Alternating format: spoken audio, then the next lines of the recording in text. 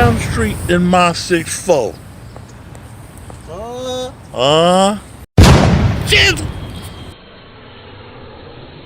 Eric Lynn Wright was born September 7th, died March 26, 1995. Known professionally as Eazy E, was an American rapper that helped propel West Coast and gangster rap by leading the group NWA and its label Ruthless Records. He's often referred to as the godfather of gangster rap. Born and raised in Compton, California, Wright had several legal troubles before founding Ruthless in 1987. Me and Jizzle in the neighborhood right now. This where we used to hang out in the hood. We used to see Eazy E come through here. I used to ask the big homies, he from the hood? And they used to say, shit, he should. He be over here frequently. But this is a story about Eric Eazy E Wright. Man, all I know, we posted up on Caldwell in Atlanta. From Caldwell to Atlanta Drive.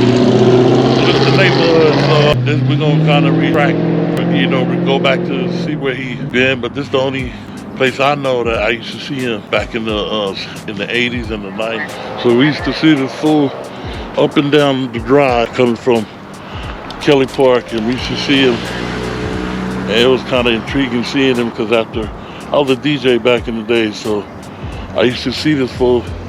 I'm spinning his records. I was like, damn, this nigga only down the street, and he had that hit song, "Cruising down the street with my 6'4". You know what I mean? Classic hit right there. That was crazy. It's a trip how one dude put Compton on the map and it became a phenomenon all over the world. And I was tripping out like, damn, they talking about my city? Like that. And Compton, he put Compton on the map. Big time, yeah. So we're gonna go over to his house where he started from, him, Dre, and MC Ren, right here on Mural. Follow us. After a short solo career with frequent collaborations with Ice Cube, they joined forming NWA. Cruising down the street in my 6'4", clocking the bitches, knocking the hoes, went to the park to get the scoop.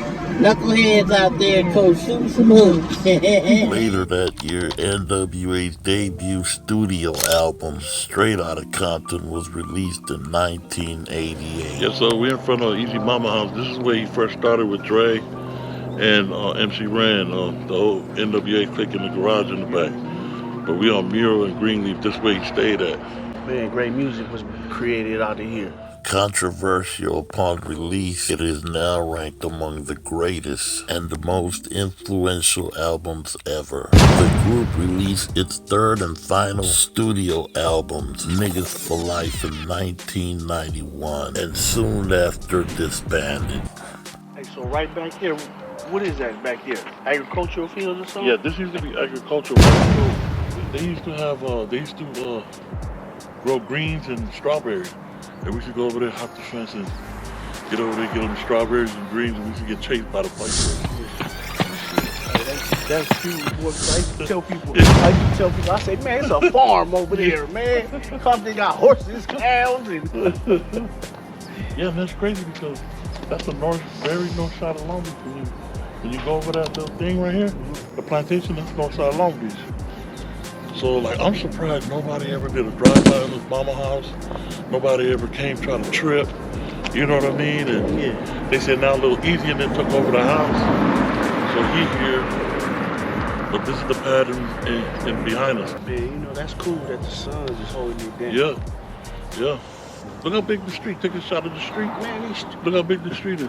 Oh, this street super huge. Huge, yeah. Come on, man. Hey, the street huge like big white neighborhood. Yeah, you can have a double park and still get a two-way lane. Yeah. You know? This is where he grew up at, the house behind me, and they started in the garage with Dre and MC Ren, and Yellow was always there too, but Ice Cube came a little bit later. But should be in the city of Compton, southeast side. Compton? Yeah, and all these used to come through here. And I was like, dang, y'all know these niggas? Yeah. But, I mean, this neighborhood, Kelly Park, Atlantic Drive High, then you go down Split Town, Park Village, and so forth. fish. Yeah. Like Jizzle was locked up all this time. Jizzle did like 25 years. So that's another big treat. I wanted to bring him along and, touch of history, you know what I mean? It's beautiful to be a part of this right here. Yeah, of course my son, the editor / cameraman. Hey, great guy. Hey. Yeah. During NWA's splittering, largely over disputes over money, Eazy E became embroiled in bitter rivalries with fellow group members Ice Cube and Dr. Dre, who had departed for solo careers in 1989 and 1991. Respectfully resuming his solo career, Eazy E released 2 EPs, yet he remained significant behind the scenes, signing and nationally debuting the rap group Bone Thugs and Harmony. Yes, sir. So right now we at the Compton courthouse. This right here was on the scene straight out of Compton when Eazy pulled up in the 6-4 to pick up Dre, and he just got out the sub hose. And what Dre said, man, start a record label.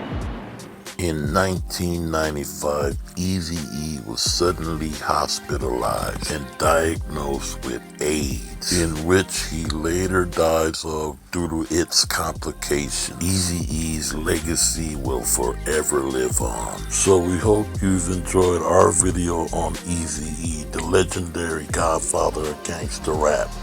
I've always wanted to do a video on him. When we used to be in my neighborhood, Atlantic Drive, I used to see him here and there, and also on the north side of Long Beach where I used to live at 69th Street, the Boulevard.